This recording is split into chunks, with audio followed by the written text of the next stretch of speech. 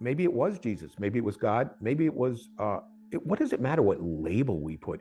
All I can tell you is that this being was wondrous.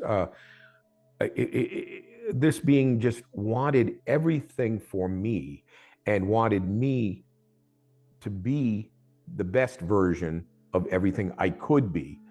All I know is anyone who believes that they're going to be judged, they're mistaken. They will not be judged. You may judge, but you'll be the judge. You'll be the decider. Those beings aren't there to judge you. They are there to propel you. They're there to support you and move you forward. I asked more questions, and I had the most important question I had was the one that had probably been in my mind since my earliest memories. And I think a lot of us have this, and I know some probably don't, but my entire life up to that point, I wanted to know, why am I here?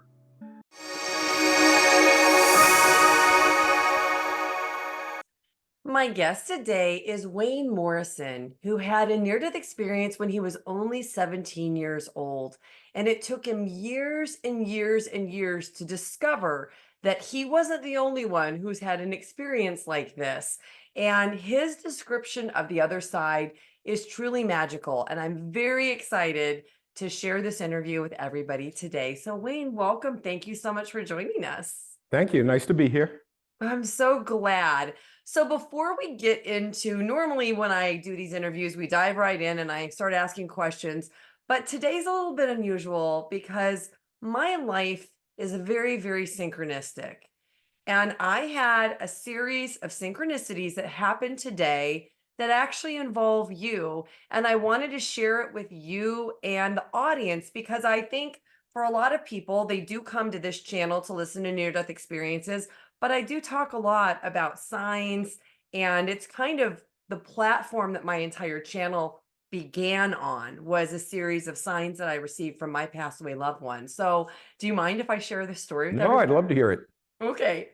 So, I am downsizing my house right now, and I've bought a new, smaller house, and I'm selling my existing house. Okay, so if you look behind me, I have this really cool portal. I see it. And I wanted to replicate this in my new house. And so last night I painted the portal and I bought this. I have had this mirror for a really long time. It looks like a sun. And so I was refinishing it at the other house. And while I was doing that, my friend texted me and said, "You're not going to believe what just happened. You had a real estate agent who visited your house a month ago, and she just sent me a screenshot of you. She lost her son, her youngest son. He died a month ago, and she's Oh, been watching near death experience videos for comfort. And she recognized the background because she had shown my house. And oh, as I get this message from her, I am listening to your video, the interview you did with Heather Tesh, and I am painting the portal window where she's, connected to me through this portal. Like, what are the chances? There's hundreds of channels. It's not like, you watch a channel because it's in your neighborhood or your state even. It was just right. a truly crazy synchronicity. So as I was sitting there and thinking about this, I have a really good friend named Jeff Olson, and we became friends Well, because I'm you know familiar with Jeff. Jeff Olson. You I don't know you him probably know where personally. I'm going to go. Yeah. So Jeff Olson is a really good friend of mine, and as I was sitting there, and as this happened to me, I thought I have to drive from that house to this house where I have my studio to interview Wayne. On the drive, I have about 10 minutes. I'm going to call Jeff because we talk all the time on the phone. And I'm going to tell him about the synchronicity because he's really going to get it. He's been to my house. He's seen the portal. He's going to be amazed by it. And as I have these thoughts, Heather Tesh says to you in the interview she did with you, "Oh, I interviewed this guy named Jeff Olson, and he made a comment about ego being a muscle. And it's like we have to have the resistance to resist the ego." And you responded to Heather and said, oh, Jeff Olson, didn't he have that accident? My wife and I just listened to him. He had one of the most Yes. impactful near death experiences that I've listened to. So I'm listening to the two of you banter back and forth about my friend Jeff, who I had just moments before decided I was going to get in the car to call about this crazy synchronicity. Wayne, I was only listening to that interview at that moment because I was getting in the car to come and interview you. I wanted to hear a little bit about your story because I like to prepare my intro before I introduce somebody. But my mind is absolutely blown in the way that synchronicities happen. And thank you for being a massive part of that synchronicity for me today that I got to share with the world. Well, I'm glad to be part of it. Truly crazy, though. It is, but so many things are when you really think about it. We take so much for granted or write it off. We tend to say, oh, well, like you're saying, oh, that's a coincidence. Oh, that's odd. But when we really look back on it, when you get to my age and you look back on it, you go, no, there really weren't that many coincidences. Things were clearly laid out in some way. Absolutely. And I think for me, one of the ways that spirit likes to work with me is it's not like I will just see a license plate that's talking about something. It's also usually coordinated in a timing with other things. So I can never shove it off as just coincidence. Nor should you, in my opinion. Yeah. Yeah, I love it. I love it. So, anyway, let's get back to the story of your experience. So, why don't you tell me a little bit about what your life was like before you had this near death experience? I know you were really young, so you hadn't lived a lot of life, but you certainly had experiences by 17. That's right, I had. I was born in 1955 in upstate New York. And my family traveled a lot, partly because my father was in the military and for other reasons too that I won't get into. It's just a life story like we all have.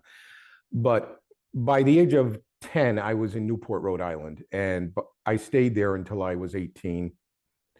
At the age of 17, I was sort of I don't know, looking back, I guess I would say a lost soul. I was, again, looking back, I wouldn't have said this at the time, but I realized I was searching all the time. My mother, I think, had a lot of concerns. She said, you think too much. And it was probably true. But I was invited to a party in Newport, and they were some sailors, and I didn't really know them that well.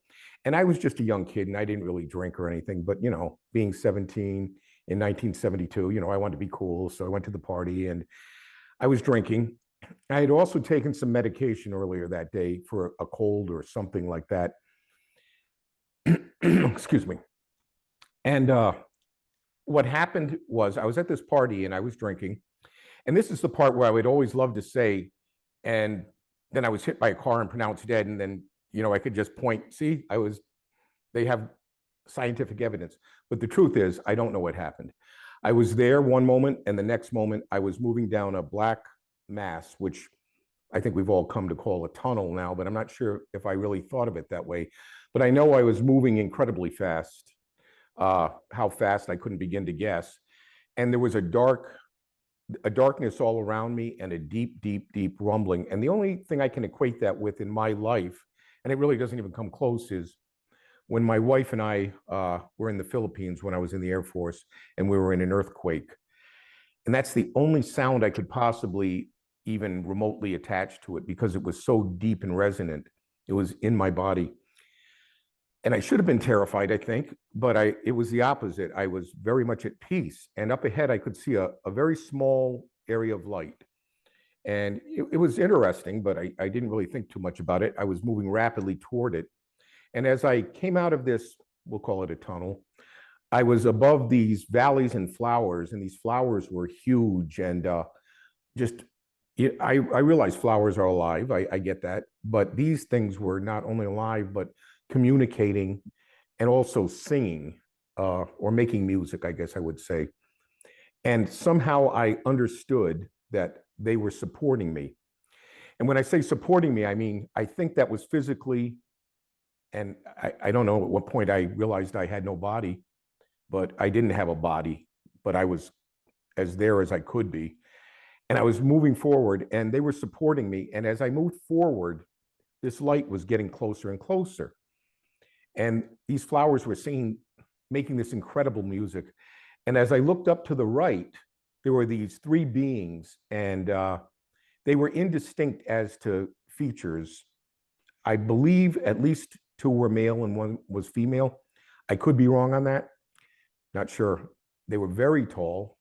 I don't know how tall, maybe 15 feet, I'm guessing, in earthly terms. And it was very clear to me that they were there to greet me where and why, I don't know. And I really didn't care, oddly enough. I just felt completely, it felt like natural, more natural than anything up the previous 17 years had delivered to me. And they let me know that I was about to meet a being of the very highest order. Now, again, this, and I'm sure people who've watched NDEs understand this, it wasn't spoken. Their mouths weren't moving. I don't know if they had mouths, to be honest. They were communicating. And I've heard people call it telepathy, but in my mind, it's more than that, because when communication is done there, it is done in a way that you're part of the whole thing. And by that, I would mean, what is it like to be a flame? And maybe I would become the actual spark. I would become a roaring forest fire.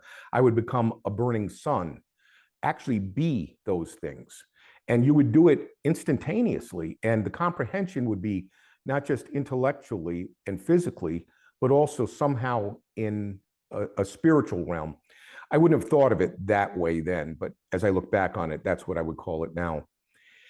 And this being, well, I didn't know it was a being. I just saw the light moving closer and closer, and it settled in front of me and up above me, and it was the presence of a male figure. And up to this point in my life, I had wrestled with the concept of God, and I had read things, a lot of things actually. I was very, I read a lot of books, and this presence, I don't know who it was. They never gave it a name. I certainly didn't give it a name. And I had been up to that point, I'll call it agnostic, because at points I believed in God, I didn't believe in God, I went back and forth. But I had a belief that was tangential. By that, I mean, it was fleeting. So I would believe in God because I needed to believe in God, and maybe I'll go to hell if I don't believe in God. It was all of that stuff that a lot of people, including myself, went through. But this wasn't that. That was something different. This was total acceptance and total support from a being that loved me completely. And I say being because, again, I don't know. The being didn't identify, I'll say himself, because I do think it was a male figure. And he allowed me to ask a series of questions, and I just rapidly was asking many questions. And I wanted to know about things like life on other planets. And I was at that point, the point where you think it, before the thought even forms fully in your mind, you're there. You're just traveling across, I don't know where, expanses of universes. And you're looking down on, I was looking down on a couple of planets that I recall. One was very modern style that I would think, at the age of 17, what I would have called modern. And another one I remember was what I would call ancient, maybe like Roman or Greek. They seem to be dressed in togas or that kind of thing. And to my great regret to this day, I didn't think to say, can I go down there and talk to these beings? It just never occurred to me that that was an option, but I think it probably was. And I was shown that, and then I was brought back, and I asked more questions. And I had, the most important question I had was the one that had probably been in my mind since my earliest memories. And I think a lot of us have this, and I know some probably don't, but my entire life up to that point, I wanted to know, why am I here? That was really the question. So I asked, not in words, but in my mind and heart, what is the secret meaning of life? And it was revealed to me in a way that is impossible to describe here, because it can't be described, because I was instantly flooded with an understanding of what love is. And I hate words but it's all we have, but words over there, in there, wherever it is, words would be completely inadequate because you are experiencing everything. So it's not like you love your dog, you love your mother, you love your children. Those are all profound loves. I get that here in the world. But this is a love so all encompassing and profound that it covered everything. So it covered everything from the sun to the universe to myself to the world. It's impossible to describe, but it's a wondrous thing. And I was so enthralled at this information that I remember I was doing these like flips in the air, and I was just overjoyed. And I think that's probably when I realized I didn't really have a body because I was weightless. So, I mean, I couldn't do a flip in the air even at 17, let alone now. But the being, the great being, I'll call it that, him that, was overjoyed at my joy. And we were connected with this joy and connecting with the other beings. Now, I don't know if there were beings outside of those beings. I presume there were, but I don't really know that to be the case. But I asked various questions, and at some point, I was taken to, and how I was taken was just like that, to some dark area of space. It sounds like something out of a science fiction movie. And again, it should have been terrifying, but it was completely natural. And in front of me came a tablet. I mean, like a ancient stone tablet, huge. And it was spinning through space, through this blackness. And it settled in front of me. And when it did, I watched, without any explanation, the creation and the life of the world, the earth. And it happened in a millisecond, but somehow I absorbed all the knowledge and information. And no, if I was shown, and I assume I was, how the world ends, I don't know. I wasn't either allowed to, I am assuming I wasn't allowed to bring that back, probably for a good reason. Who would want to know that? I wouldn't. But I saw oceans developing, ice ages. I saw, and again, this isn't like a slow reel, this is like instantaneous. And as I'm looking at it, I can see one of the things that always stuck out in my mind was over and again, I would see nations rise up and these armies just coming at each other and clashing and destroying each other. And then they would dissipate, and then it would go on to another nation and other armies. And just it went on and on. And again, at some point, I guess I was shown the end. I don't know what it was. But at that point, it was very clear to me that I wasn't leaving because I knew I was home. I knew it. And I made that clear. And I was told, and I'm not sure here, I don't recall if I was told by the great being or other beings, well, no, you can't stay. And I kind of made my argument in my own way. And they said, no, you have to go back. There's important work to do. And they didn't quite put it that way, but it was an understanding that that's what I had to do. Excuse me. And as I guess I thought it over and gave in. I guess that's what happened. Because at some point I was not returning. And at the next point, I was surrounded by, I don't know how many, hundreds, thousands of these great beings of light. And they began to sing this improvisational music that was spontaneous. I mean, I knew it wasn't rehearsed. I knew it was happening in the instant, in the moment. And it was in perfect harmony. And I'm a musician. I've been a musician since I was a teenager, a young kid.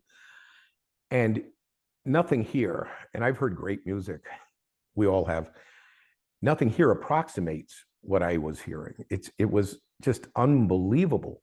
And it filled me. It was inside of me. It was outside of me. It was an energy more than anything here. It's like everything here is like a black and white photograph of what's over there. It's like and that's not even a good example. That's a weak example. I can't even explain it, but they were singing. And at some point I realized they were singing directly to me, and they were singing. And this always sounds to me egotistical, but it's just the truth, and I have to say it. They were singing my praises. I know, it's weird. And No, it's not weird. I am so glad you said that. I had another near-death experience person who said that she was surrounded in like an amphitheater and all of the souls yeah, she felt like they revered her.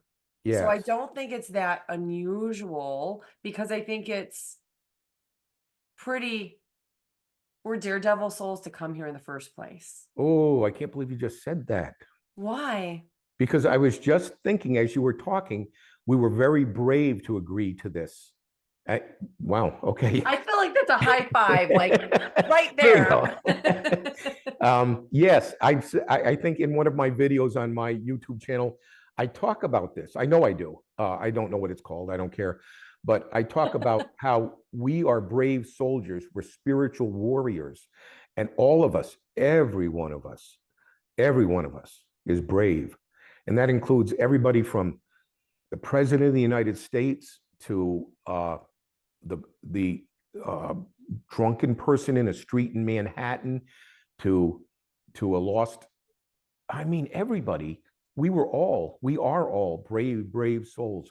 I know that to be true because you would never, believe me when I tell you this, never agree to come back here unless you were truly brave. You wouldn't. And the fact that you did, the fact that everybody who's hearing me now did, it they may not believe it. I had a couple friends over a little while back, and they're very nice people, but I don't generally talk about these situations to anyone other than my family or to somebody like yourself. And I happened to, for some reason, maybe I had a drink, and I said, "Do you understand that you're a spirit?" And they looked at me in shock, and I said, "Okay, mistake. There's conversations you don't have. That's one." And they said, "Oh, no, no, no. We're just humans. We're just human beings." I said, "Okay." I let it all go. But it was a reminder to me that not everyone is on that plane. And that plane doesn't make you better. It doesn't make you worse. But there are certain planes, I think, where we have understandings. And part of the understanding I've learned over time is to not shout too loudly about what happened to me. It's there for people who want to hear it. And for people who think I'm crazy, I'm okay with that. Well, I, for one, know you're absolutely not crazy after watching, reading, listening to probably over 2,000 of these and now interviewing, it's coming up on 150 of these experiences. There are so many healing facets to these experiences when they are shared out into the collective. Like, you are doing such a service to humanity by being brave enough not only to come here to Earth, but also to share your story. I would agree because I'm exposing myself. I understand that. I mean that in the spiritual sense. And it's raw. When I was younger, so I guess I should fast forward the ending of this. So the next thing I know, I'm at this party, back where I started, just like that. There was no gap, and I was in a bathroom. I'd never been in this apartment before, and I was in this bathroom, and I really, really, really want to be clear here because I always get a little nervous about this part. I had a razor blade in my hand, and I was looking to end my life. But I want everyone to understand, number one, that would have been a huge mistake, and it was intercepted, thankfully. Uh, but I wanted to end my life because I guess I understood that when you leave here, you go somewhere else. Now, I think had I done that at that moment, it wouldn't have probably been a good thing for me to have ended it there. I think that would have been a terrible mistake. And at that very moment, I had the razor blade. And this is the only time in my life that anything I would really look at that was overtly mystical, I would call mystical, happened. A deep male resonant voice said, "No." And I dropped the razor blade. Somebody opened the bathroom door and said, "Hey, guys, he's in here." They were looking for me. They were probably worried about me. Where'd this kid go? And that was that. I moved on. I was 17. I told my girlfriend the next morning, and she's now my wife. We've been married almost 52 years. So I was 18. Congratulations. That's an Thanks. amazing feat. Yeah, I think so. And Well, we were soulmates. That's a whole other story. But I told her, she understood because she knew I wasn't, she knew I was not crazy or a drug user that would be ranting and raving. I was 17, and within months, uh, we got married. She was pregnant. I joined the Air Force. We moved to Denver, Colorado. It was a military base there called Laurie Air Force Base. I'm sorry. Laurie was in Maine. Laurie Air Force Base, long gone now. And I was sitting on a couch, and there was a daytime show. So it's been maybe 2 years later. My daughter was, well, maybe only a year later. My daughter wasn't probably even a year old. And there was a daytime talk show, and the host said, I'm bringing on Dr. Raymond Moody, and he's written a book called Life After Life. I didn't really, okay. And I'm watching it, and all of a sudden, I'm hearing him tell these stories. And this is 72. So you have to put, or probably at this point, 73, 4. And in perspective, I was an avid reader, but I had never heard of a near-death experience. I'd seen like phrases about people like in ancient times seeing the light or those kind of things, but I took it very literally. I didn't take it in this sense. I couldn't. And then, of course, I'm jumping up and down, and I probably begged my wife for the few dollars we had at that point to go to the bookstore and buy this book. And I did. And I just read it cover to cover. And I said, this is it. And every one of the stories was slightly different, but every one of the stories had that same core. That not everyone maybe had the tunnel, most did. Not everyone had the great being, most did, but they had this. And since the internet came along, obviously, it changed everything. And that probably is in the 90s. I find something called, I believe it had a weird name called NDERF, NDERF.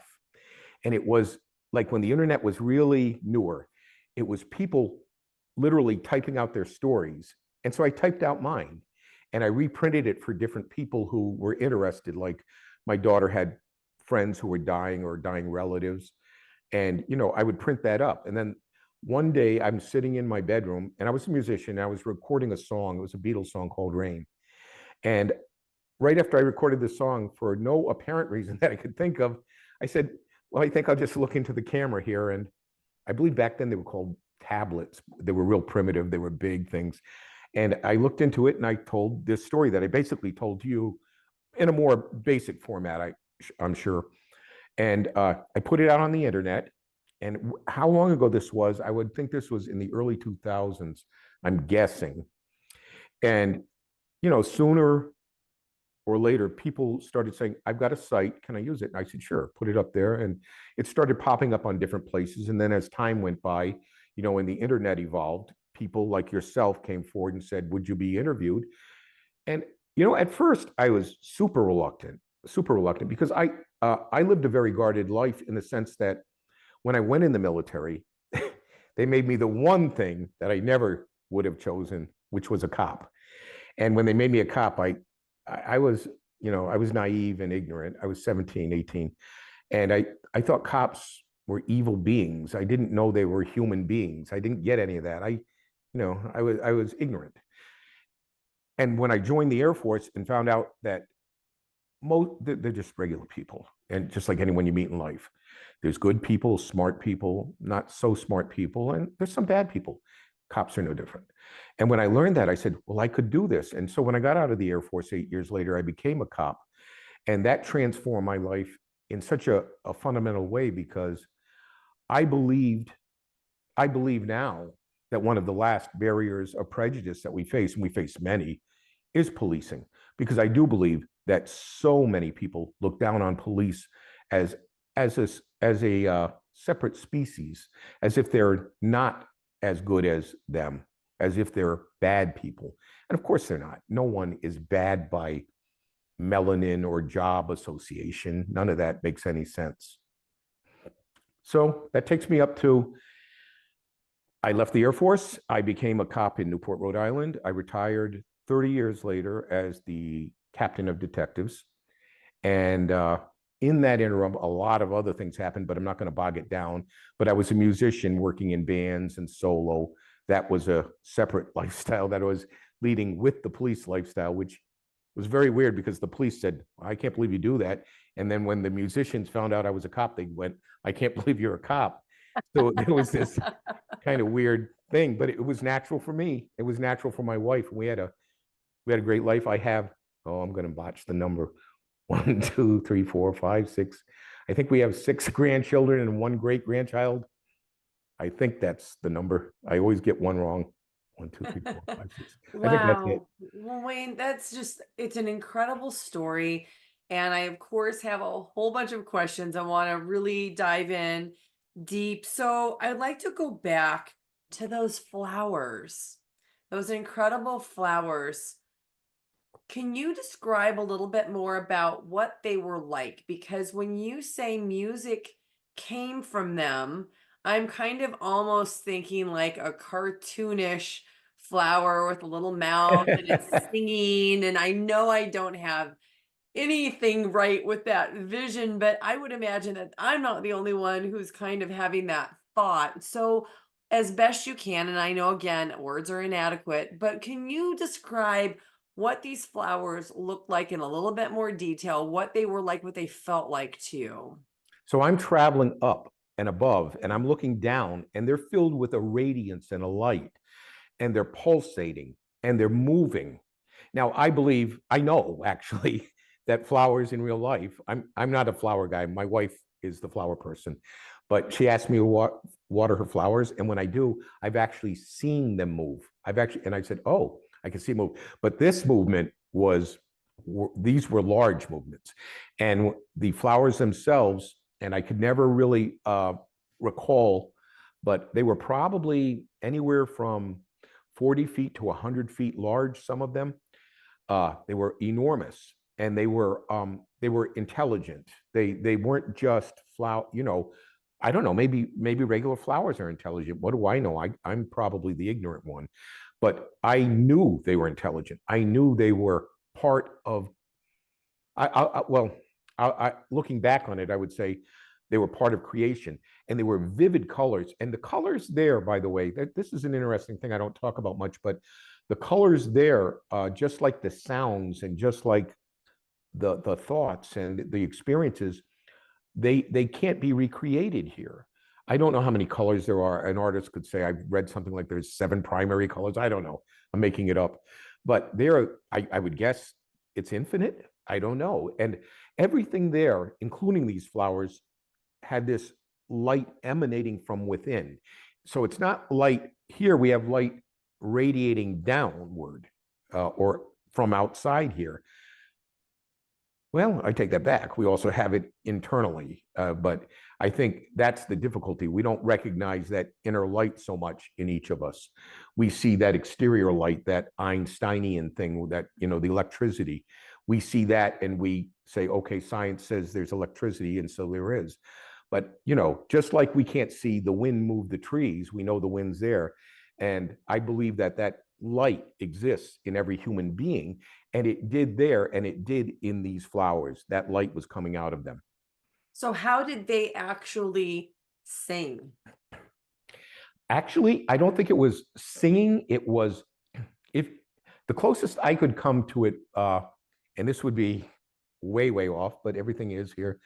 A Gregorian chant. Do you know what that would be? A Gregorian chant, those ancient sounding singing where they didn't really have words, but they were in these big cathedrals, maybe in the, I don't know, I'm not the best at history, but 1200s, 1300s. And then, in modern era, they've tried to recreate a lot of those chants as best they can, because a lot of it's lost to time, obviously. The manuscripts couldn't even begin to recreate what you could hear then. But that's the closest, when I hear a Gregorian chant, that I can think of it.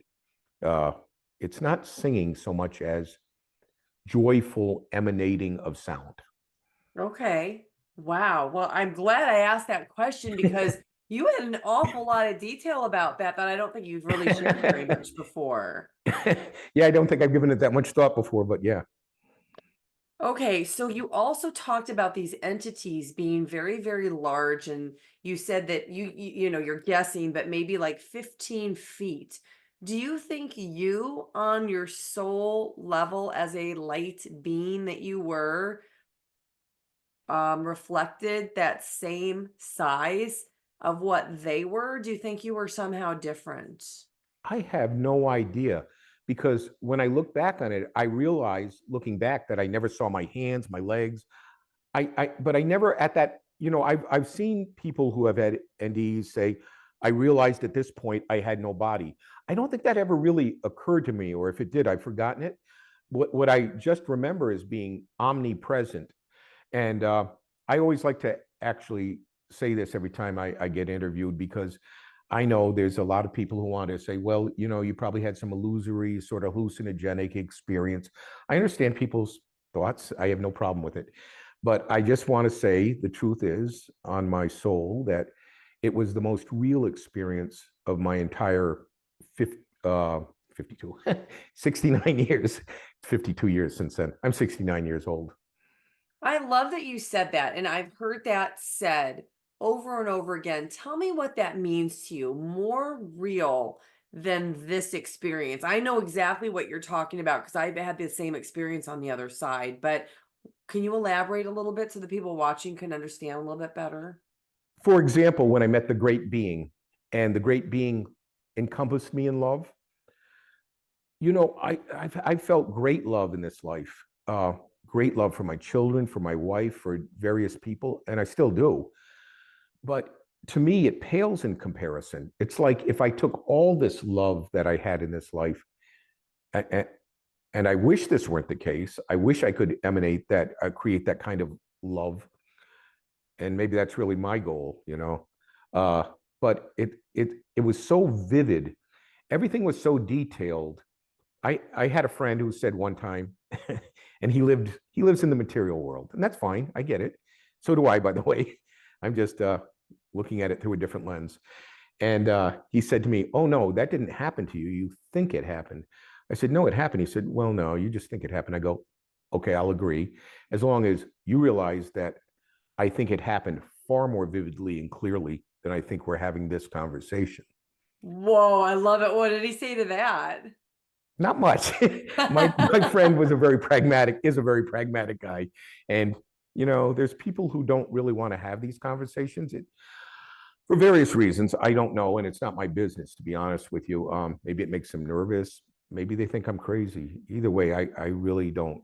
It's not Well, my, I think for a lot of people, it upsets their belief system and it clashes or it doesn't resonate or line up. And so people become afraid of those things that don't make yeah. sense to them or that they haven't really explored. Or, there was a time in my life when I didn't believe in all this and I was stuck in the religious dogma. And you ebb and change. I think we become different people every few years as we Yeah. gather more information, Yeah. more experiences, right? Absolutely. And that's a good point. I was raised non-religiously. In retrospect, thank you, Mom, because she was basically a single mother. And because, whether deliberately or for other reasons, I wasn't brought into any church. And because of that, when I look back on it, I realized I didn't bring anything there. And trust me, God, I have the deepest respect and admiration for people who are believers by faith. I don't know Yeah. that I could be. I don't think I would have been that person. And maybe that was my gift from God. Maybe he said, "Hey, you're going to need a smack in the head because you're not going to make it." You know, maybe that's what it was. But had I been raised religiously, maybe I would have said that was Jesus. Maybe I would have said, if I was raised in another belief system, maybe that was Buddha, maybe it was Muhammad. It really didn't matter. All I know is anyone who believes that they're going to be judged, they're mistaken. They will not be judged. You may judge, but you'll be the judge. You'll be the decider. Those beings aren't there to judge you. They are there to propel you. They're there to support you and move you forward. Well, I'm really glad that you said that because I think that that is one of the most freeing statements that you can make is that we judge ourselves. And it's not like anybody gets away with anything because I know you didn't have a life review in your near death experience, but I I certainly did have not. talked to enough people who have. And I don't know about a lot of people watching, but I tend to be my own harshest critic. And I'm sure that there are going to be parts of my life review that I don't really relish having to relive and watch again. And things that we did with intention, things that we did unintentionally without even knowing. But I Yeah. do think that we experience it in a way that helps our, I'm going to say, like our soul to evolve through the understanding of reliving that. If you believe, as I do, that everything here is here to help you, I believe everything here is to help me. And there's there's many people, and I'll use my oldest daughter as an example in this case. She lost her husband, our son-in-law. He was in his 30s, late 30s. And when she lost him, she had two children, very young. And she said, no, she said, what I really would like to write is a book called The Blessings of Cancer. And I said, well, why? She said, because if all of these horrible things had not happened to me, I could not have woken up to the reality of life and who we really are. I would have been stuck. I'm paraphrasing it, but I would have been stuck in this world of materialism, this material world.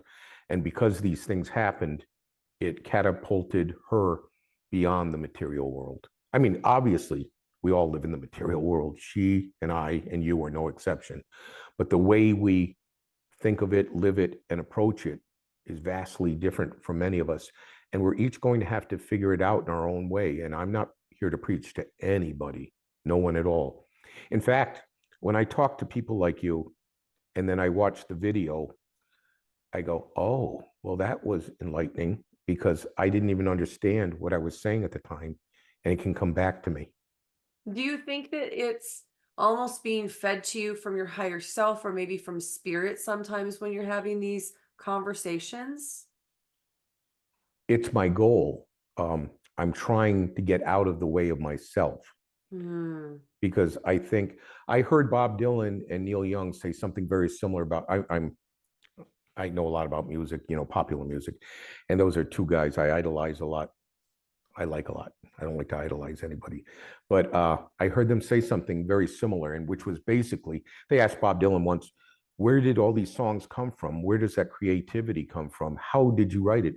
And they basically say, "Well, what I try to do is get out of the way and let creativity come through me."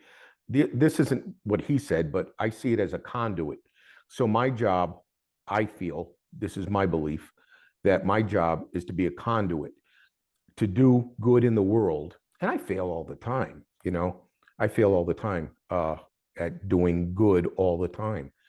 And by doing good, I mean, there's a myriad of ways you could look at that. I mean, you could give somebody money, you could help somebody out, you could simply smile at them. Yeah.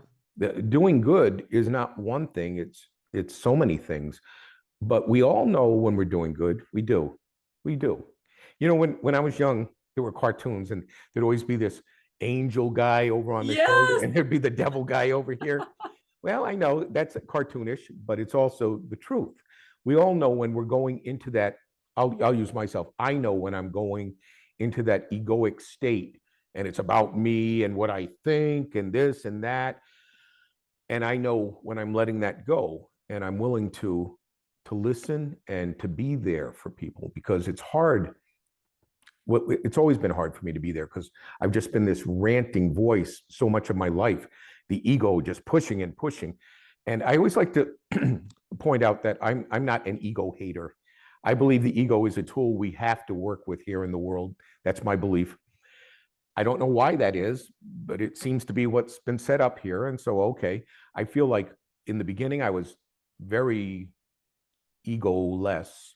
Then I became very egoic, and now I feel like I've gone back the other way, but with a little bit more wisdom.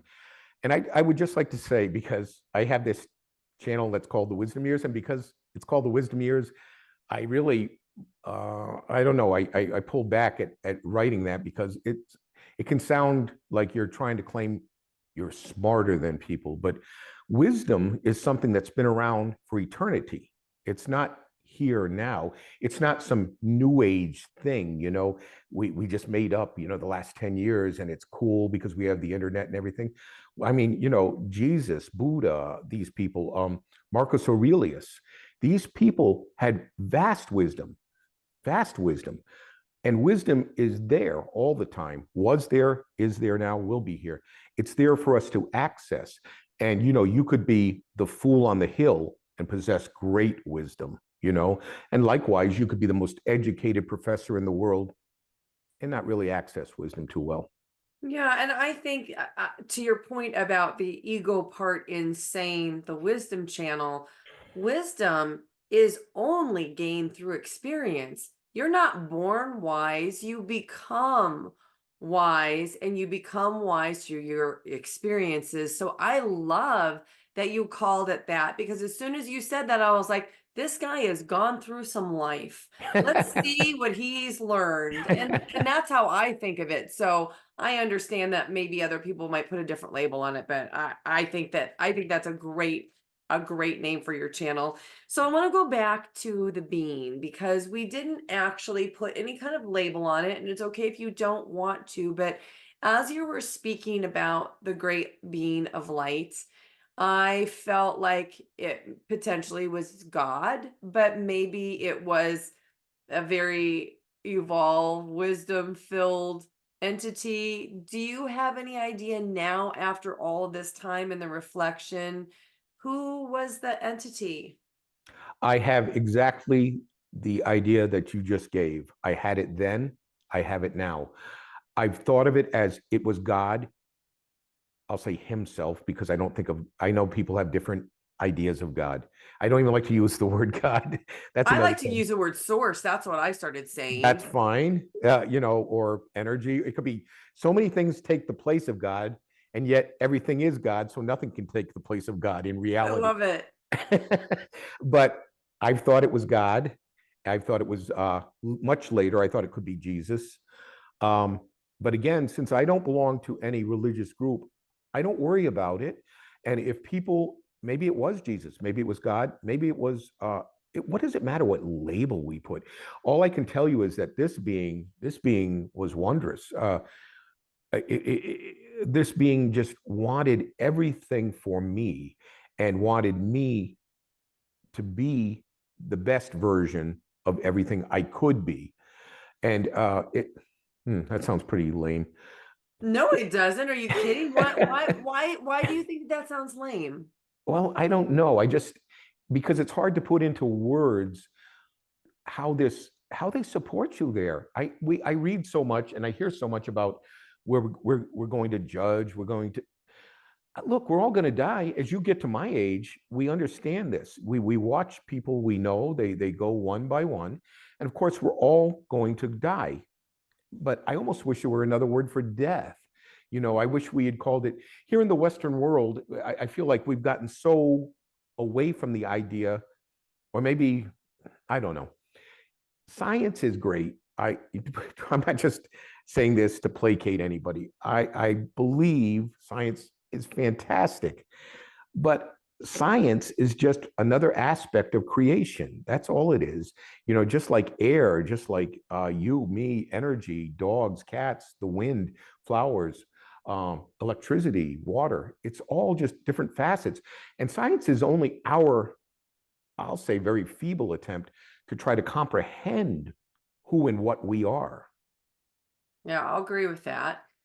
Let's go a little deeper, though, into these questions. So it's very unusual that somebody goes to the other side and has the wherewithal, I'm going to call it, to actually ask the questions. And I hear oftentimes someone who's had a near-death experience and an encounter like yours, in hindsight, wishing that they had asked questions or that they had thought to ask questions.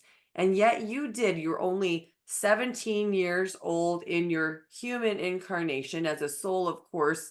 You don't have an age that way. And you asked all of these questions. And I know you've covered a few of them, but I'd love to hear some other questions that maybe aren't personal ones, but maybe would pertain to all of us, that you asked and got answers that you have now used because you have this information you've gleaned, this little peek behind the curtain, and you've been able to uncover, not with faith but with actual experience, some answers to things besides the creation being about love. What are some of these questions that you have leaned on as you've gone throughout your life that have helped you? First of all, I think I probably asked so many questions due to the eternal nature of the ignorance, arrogance, the ignorant arrogance of youth. So I think when you're 17, you don't really have barriers that you would have as you get older.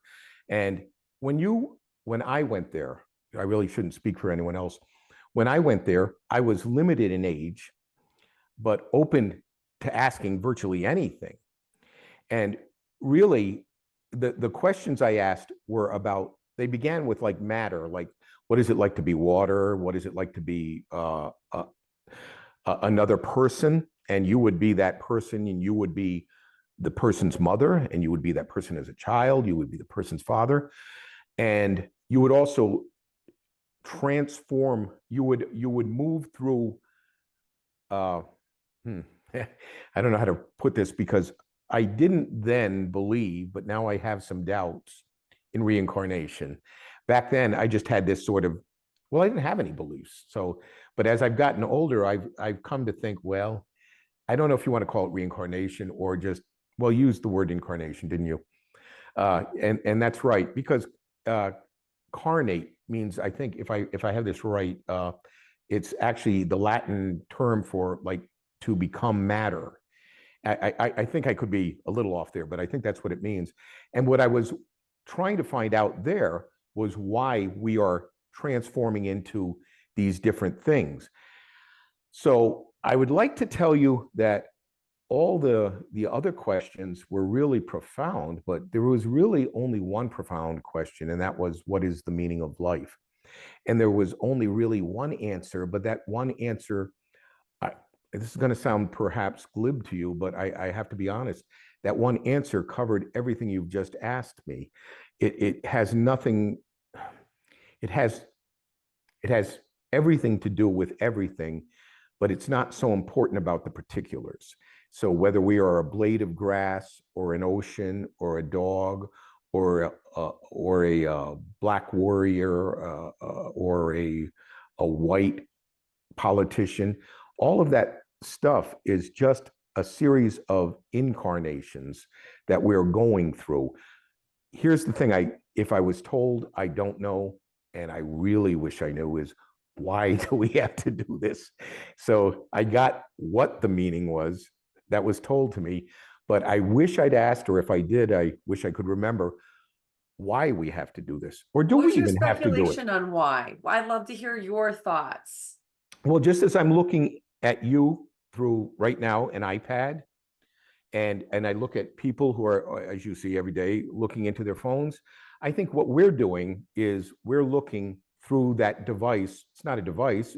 We're looking through another dimension, other dimensions, and we're looking through. And I believe that we are probably, this is my belief, this isn't anything that was given to me and I'm come back to tell the world, but my belief is we are probably experiencing things because we have chosen. We wanted to know what pain and loss were, along with love and gain. We wanted to know the we wanted to know the thrill of victory and the agony of defeat. You know, we wanted to know all of these things and know them deeply. And because life in this world can seem so bitterly cruel, sometimes I think, and I'm no exception, I say, how can this be? How can we be doing this? Well, I know you often hear, why would a God allow this? My question is, based on my experiences, why are we not only allowing it, but pursuing it? Why are we pursuing this? I think once we can answer that question, I think we're halfway home there. And where home is, I'm not quite sure, because maybe it's an endless journey. I don't know. But when I was a kid, I was terrified of this. I would hear like people describe religiously at that time, some people, that you'll go to heaven and you'll be playing the harp and singing to this great God. And it just terrified me that this was going to be my future. I just couldn't think of anything worse. And then I love it. when I got there and realized, oh, he wants me to go back and experience love and trauma and chocolate and all of it, billions of things that without, I mean, here we are, we are alive in the world, and if we're only bodies and the world is just the world, it's a true tragedy. We're all going to die and the world is going to fizzle away when the sun burns out. But I was given a gift, and all I want people to know is that that's not true. We live forever. We endure forever. Because our soul cannot be harmed. It cannot be. We are a burning flame. Actually, we're a flame so bright we couldn't look at ourselves in the human form. I love that you said that. I read a book a long time ago. It's one of my all-time favorite books. It has an odd name. It's called How My Bad Boy Brother Taught Me That There's the Afterlife. It's the Afterlife of Billy Fingers is the name of it. And her brother dies, and in this book, he's talking to her from this new elevated state as a soul, and he's sharing these secrets of the universe. And I remember him saying to her, the beauty of our souls is so incomprehensible that if you were a human and you saw the beauty of the soul of the cashier at the convenience store, I love it it. would stop you in your tracks and you wouldn't even be able to breathe or talk or function. That Wow. is the level of beauty that every soul. And so he said, imagine the beauty of a soul of somebody that you actually loved. Wow. That is great. Was that a book of fiction or No, well, she didn't write it as a book of fiction. And actually, I have a cool synchronicity in common with her. We both wrote a book that Dr. Raymond Moody wrote a jacket cover comment for. oh, really? Yeah, so her book is called The Afterlife of Billy Fingers, How My Bad Boy Brother Proved to Me That There is Life After Death. And I cannot think of her name off the top of my head really right now, but I'll I'll put look that into it. in the show notes for people. It's still for many years now running has been one of my all-time favorite books. But she had this experience where her brother had a drug addiction. She kind of loathed him, looked down on him because she was a chiropractor. But when he died, he showed her that that was just a role he was playing and that he was a very evolved soul. And he chose to go through those experiences, and it helped her heal not only from the loss of her brother, but just other things in her life. It's a really cool story. There's a music video, and I'm not like big into music videos, but have you ever heard of a guy named Nick Cave? No, I have not. Okay, what on your own time, when you get a chance, look at a video called Into My Arms by Nick Cave. Okay, It's everybody out there. everybody out there do this because it's just what you're talking about. I'm not even going to try to describe it. Just if you watch this video, it's actually the most profound video I think I've ever seen in my entire life. Oh, It's a wow. music I'm video. definitely going to check He's that not a out. good singer. He's not, but he's got the perfect voice for this song. The song is Okay. very clunky. And I had to say, this is a very interesting thing about that song. I was asked to perform this song about 15 years, 10, 12 years ago, 10, 12 years ago. They flew me into Ireland. It was friends of my wife was the tourism vice president in Newport, Rhode Island, and their sister city was Kinsale, Ireland. And How cool is that? very cool. And we would go to Ireland a lot, especially her. And we met a family called the Toomeys, and when we were there, their kids were little kids, and we watched them grow up. And their youngest daughter asked Janice asked me to sing this song, and I ended up singing that song in an old Ireland church. No amplification or anything. I was terrified. I had my guitar and I was singing it. And it was not a song that would have come naturally to me. If you listen to it, you'll see what I mean. The video, though, is stunning in its rawness. It's called Into My Arms by Nick Cave. Okay, well, everybody check that out. Well, speaking of checking things out, you did mention that you have your own YouTube channel called The Wisdom Years, but tell us where people can find you and connect with you. Yeah, so I use two formats currently. I use YouTube, and I have The Wisdom Years, Wayne Morrison. And I have a TikTok channel by the very same name, The Wisdom Years, Wayne Morrison. And out there are probably various NDE interviews. There are definitely videos from when I was younger and had more hair. And they're out there, me playing the banjo, me playing the guitar. There's different things that exist out there. And there's also on Spotify, actually, I just thought of this, is my one and only release I made. I guess that was probably, oh God, 15 years ago at least, that called The Finish Line. It's an album I made, solo album I made, called The Finish Line, and they can find that on Spotify. It's also on YouTube. Okay. Well, I'll put everything in the show notes for everybody to find.